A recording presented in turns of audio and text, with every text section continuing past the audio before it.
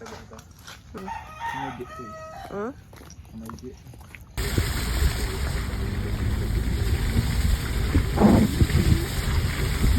Ang ganaala to. Ang ganaala yung kabali-bali to.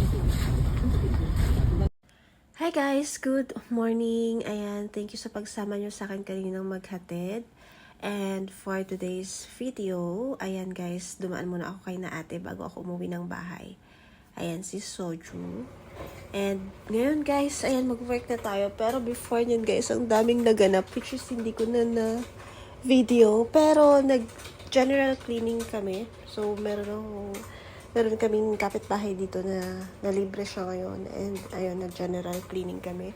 Naayos namin yung kusina guys. Kasi yun ang pinaka-importante sa lahat, yung kusina.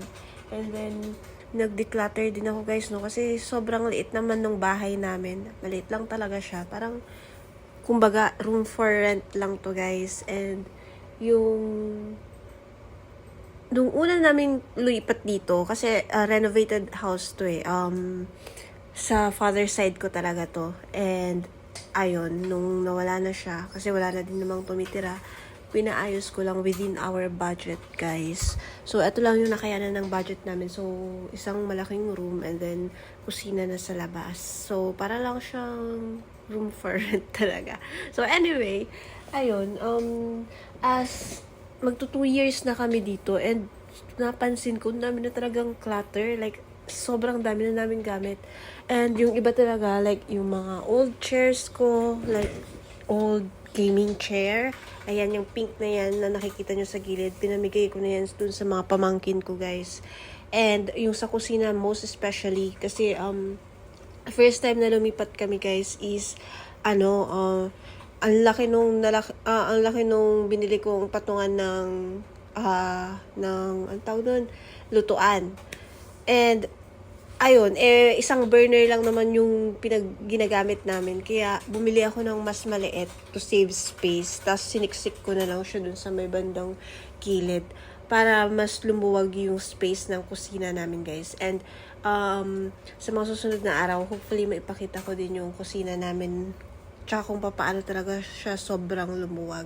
Kasi before talaga, guys, hindi, as in, ewan ko na lang, laging disaster. Hindi naman disaster, pero laging, alam niyo yun, hindi siya masinop, hindi siya maayos. Ayun, so it took also like 6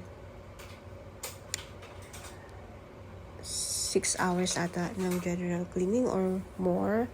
So, I'm so happy with the result, guys. Talagang natuwa ako. And hopefully, one of these days, maipakita ko sa inyo kung ano na yung final look ng kusina namin. Pero wala na yung before and after. Kasi nga, yung before and after ko, hindi na ako nakapag-videos nung before. So, yun guys. And also, gusto kong mag-design for Christmas. I'm not sure yet kasi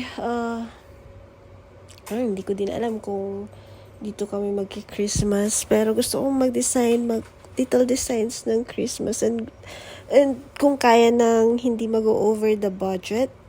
So, hindi ako magki-Christmas tree malamang kasi I also wanted to save space.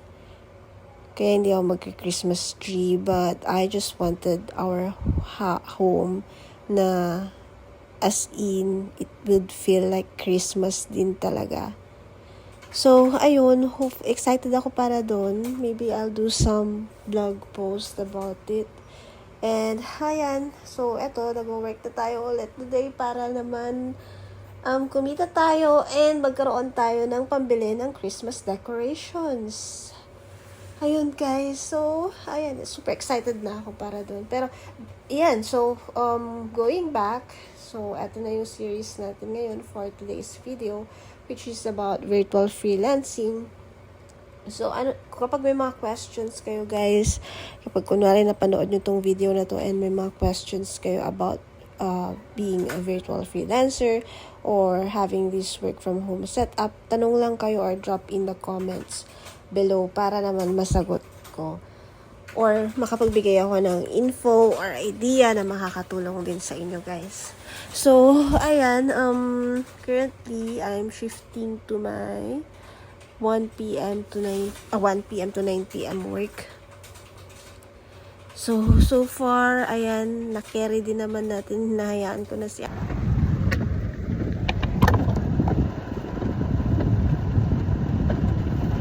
Hi guys, so, sundo na tayo ngayon. Maulan ngayon guys, so it's around 7 p.m. So, pauwi na yung asawa ko.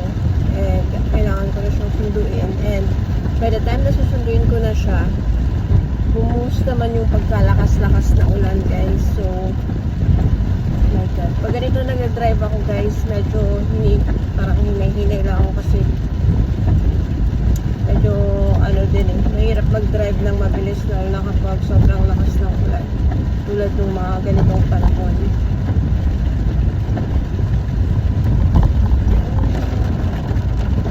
So, dito sa way namin guys, parang two-way lang siya. And, medyo masikip din. So, natatakot ako baka malaglag ako sa may gutter. Pero never pa naman at never sanang mangyari yun sa akin guys. Ayan o, kumukulog-kulog pa. So, mas gusto ko nang mauna na ako doon kasi tulad ng ganitong panahon, medyo mahirap mababasa naman si asawa ko kapag hindi ako mauna. So, medyo mahirap yung ganitong setup namin, no? Like 2 days na namin pangalawang araw namin itong ginagawa. So, sa work, medyo hati. Kaya kailangan ko na minsan like, mag-out saglit.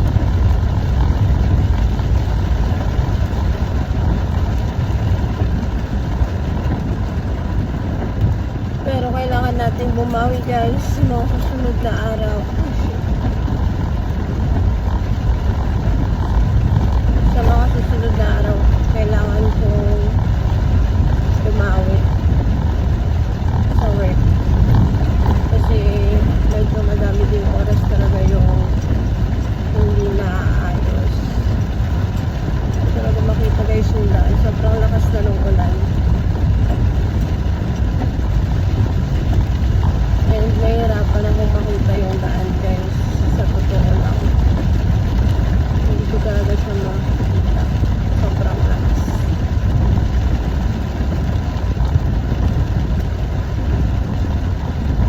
So dahan-dahan lang ako guys dito no. Nakaangat ako lang. Nakaangat ako guys. Like dito sa